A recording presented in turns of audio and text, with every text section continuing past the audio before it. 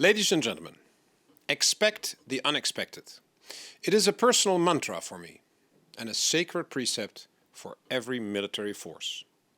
In the 40 years I've been in the military, I've seen it time and time again. The fall of the Berlin Wall, 9/11, Georgia in 2008, the rise of ISIL, Ukraine and Crimea in 2014, and COVID in 2020. Each time we were surprised. In fact, in this rapidly changing security environment, the only thing we know for sure is that we will be surprised again. And when, not if, but when that happens, we need to be prepared. Prepared to expect the unexpected. In this autumn conference, the Atlantic Forum looks at discontinuities in international security. It brings together young people, students, researchers, and young professionals to talk about the importance of the what-if mentality. The common assumption is that young people are at an advantage here because they have a fresher look at how the world works and are more likely to challenge what older generations perceive to be normal. This is true, of course, but in the end, the what-if mentality comes down to resilience. And I can think of no one more resilient than my 92-year-old mother, who lived through World War II, suffered great personal loss later in her life, and pulled through the COVID crisis in a calm and collected manner. She never assumes things will turn out okay. She prepares herself for all scenarios. She is self-reliant.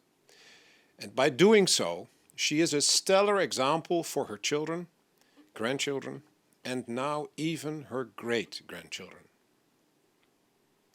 Therefore, I believe we need all generations to work together to make sure our societies are resilient. And the time to do that is now. NATO is in the midst of a fundamental shift. For the last 25 years, we have focused on crisis management. We were able to extensively plan our missions and operations. Time was our friend.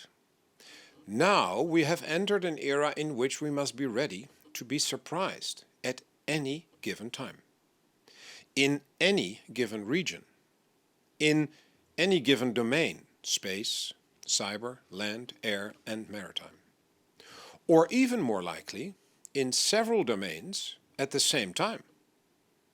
This fundamental shift will influence the way we think, plan, and act.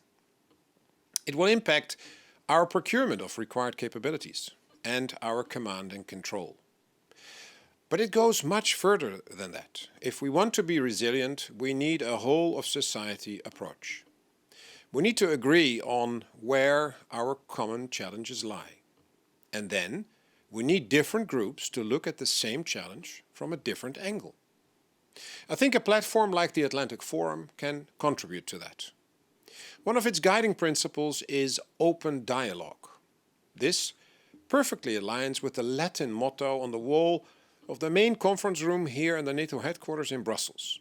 It says, Animus in consulendo liber, which means that when you are debating an issue, keep an open mind. It means you should be aware of any prejudice or assumptions you might have. But it also means that if someone makes a valid argument, you must allow yourself to be persuaded. We must always prevent debates from becoming a collection of statements. Debates are about listening, just as much as they are about talking. That's where NATO's true strength lies. Not only are we stronger in numbers, we derive strength from our diversity, from our willingness to learn from each other, and our steadfast loyalty to our shared values and to the international rules-based order. We have achieved something none of our adversaries can achieve, a political and military alliance of 13 nations which are in daily contact on all relevant issues. I want to thank the Atlantic Forum for helping younger generations to become a part of that. Building on what generations before them have created and changing what is necessary to remain relevant and fit for purpose. Together, we can be ready to expect the unexpected. Thank you and have an inspiring conference.